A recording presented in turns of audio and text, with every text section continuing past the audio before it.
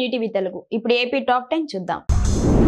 December 1న ఇవ్వవలసిన ఎన్టీఆర్ భరోసా సామాజిక pension ను ఒకరోజు ముందుగానే అవ్వతాతలకు చంద్రగిరి ఎమ్మెల్యే పులివర్తి నాని చేతుల మీదుగా పాకాల మండలం పాకాల పంచాయతీ గాంధీనగర్ లో కూటమి పార్టీ మండల నాయకులతో కలిసి ఇంటింటికి వెళ్లి పింఛన్ పంపిణీ చేశారు. ఎమ్మెల్యే మాట్లాడుతూ డిసెంబర్ 1న ఆదివారం కావడంతో వృద్ధులు, వికలాంగులు, వితంతువులు ప్రభుత్వం ముందు రోజు పెన్షన్ పంపిణీ చేయడం జరుగుతుందని అన్నారు.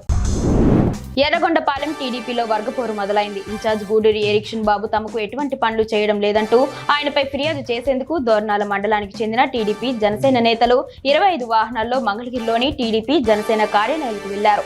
ఈ సందర్భంగా వారంతా సీఎం చంద్రబాబు, పవన్ కళ్యాణ్, లోకేష్ కు జిందాబాద్ కొట్టారు. టీడీపీని రక్షించండి, ఎర్రగొండపాలెంను కాపాడండి అంటూ నినాదాలు చేశారు.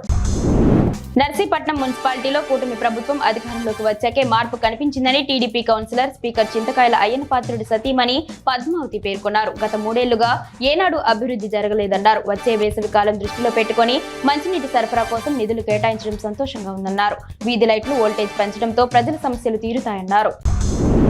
ఎన్డీఏ కూటమి ప్రభుత్వం గ్రామీణ ప్రాంతాల్లో రహదారుల అభివృద్ధికి అధిక ప్రాధాన్యత ఇస్తోందని మైలవరం శాసనసభ్యులు వసంత వెంకట కృష్ణప్రసాద్ పేర్కొన్నారు. రెడ్డిగూడెం మండలం కొత్తనాగులూరు గ్రామ పంచాయతీ శివారు సాయన్నపాలెం గ్రామంలో 48 లక్షల రూపాయలు జాతీయ గ్రామీణ ఉపాధి హామీ పథకం నిధులతో 1050 మీటర్ల పొడవున వివిధ ప్రాంతాల్లో నిర్మించిన సిమెంట్ రహదారులను ఆయన ప్రారంభించారు. తెలుగు భాష సజీవంగా ఉండాలంటే తెలుగు ప్రజలు మాతృభాషలోనే మాట్లాడాలని సుప్రీంకోర్టు విశ్రాంత ప్రధాన న్యాయమూర్తి జస్టిస్ ఎస్వి రమణ అన్నారు. ఆంగ్ల మాధ్యమంలో చదివితేనే మేధావులు అవుతారని అనుకోవడం తప్పు అని చెప్పారు. విజయనగరంలోని ఆనంద గజపతిరాజు ఆడిటోరియంలో జరిగిన గురజాడ విశిష్ట పురస్కార ప్రధానోత్సవంలో జస్టిస్ రమణ ముఖ్య అతిథిగా పాల్గొన్నారు. ఈ సందర్భంగా గురజాడ విశిష్ట పురస్కారం మీగడ రామలింగ స్వామి ప్రదానం చేశారు. నరసన్నపేట మండల కేంద్రంలోని స్థానిక శ్రీ వెంకటేశ్వర స్వామి ఆలయంలో ముత్తైదువులతో ఘనంగా లక్ష దీపారాధన కార్యక్రమం నిర్వహించారు. చేపట్టిన ఈ కార్యక్రమంలో భాగంగా ఆలయ ప్రధాన అర్చకులు చామర్తి సాయి కృష్ణమాచార్యులు మాట్లాడుతూ ప్రతి ఏడాది కార్తీక మాసం చివరి రోజున లక్ష దీపారాధన కార్యక్రమం నిర్వహించడం కొనసాగుతుందని తెలిపారు. లక్ష్మీ నరసింహ భజన మండలి ఆధ్వర్యంలో ఈ కార్యక్రమాన్ని చేపట్టారు. జిల్లాలోని రోడ్డు రవాణా భారమంతా బొబ్బిలి నియోజకవర్గంపై తీవ్రంగా పడడంతో మొత్తం రోడ్లన్నీ చాలా ఛిద్రమైపోయాయని ఎమ్మెల్యే బేబీ నాయన అన్నారు.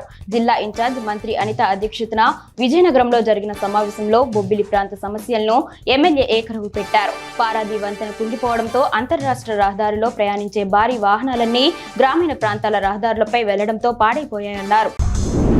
అమలాపురం పట్టణం అమలాపురంలోని 17వ వార్డులో ఇంటికి వెళ్లేందుకు దారి కల్పించాలని డిమాండ్ చేస్తూ స్థానికులు నిరసన చేపట్టారు. ఇప్పటికే తమ ఇంటికి వెళ్లే దారి ఏర్పాటు చేయాలని కోరుతూ మున్సిపల్ అధికారులకు పలుసార్లు తమ సమస్యను తెలియజేసినప్పటికీ పట్టించుకోలేదని వారు వాపోయారు. తమ గృహాలకు వెళ్లేందుకు దారి లేకుండా చేసిన వ్యక్తులపై చర్యలు తీసుకోవాలని డిమాండ్ చేశారు.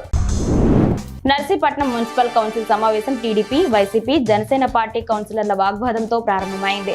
గత ప్రభుత్వంలో చేసిన పనులకు ప్రస్తుత కూటమి ప్రభుత్వం ఎందుకు బిల్లులు చెల్లించాలని జనసేన, టీడీపీ కౌన్సిలర్లు ప్రశ్నించారు. దీనిపై స్పందించిన మున్సిపల్ మాజీ చైర్పర్సన్ ఆదిలక్ష్మి మాట్లాడుతూ కూటమి కౌన్సిలర్లు రాజకీయం చేస్తున్నారని ఎదురుదాడికి దిగారు. టీడీపీ కౌన్సిలర్ పద్మావతి సమాధానం చెప్పాలని కోరారు.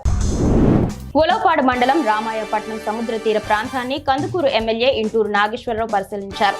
తుఫాన్ ప్రభావంతో సముద్రంలో అలలు ఉవ్వెత్తున ఎగిసిపడుతున్నాయి. సముద్ర తీర ప్రాంతం అంతా కొట్టుకుపోయింది. దీంతో హుటాహుటిన అక్కడికి చేరుకున్న ఎమ్మెల్యే అధికారులకు కీలక సూచనలు చేశారు. ఈ ప్రాంత ప్రజలను వెంటనే సురక్షిత ప్రాంతాలకు తరలించాలన్నారు. ఎప్పటికప్పుడు పరిస్థితిని తనకు తెలియజేయాలని తెలిపారు.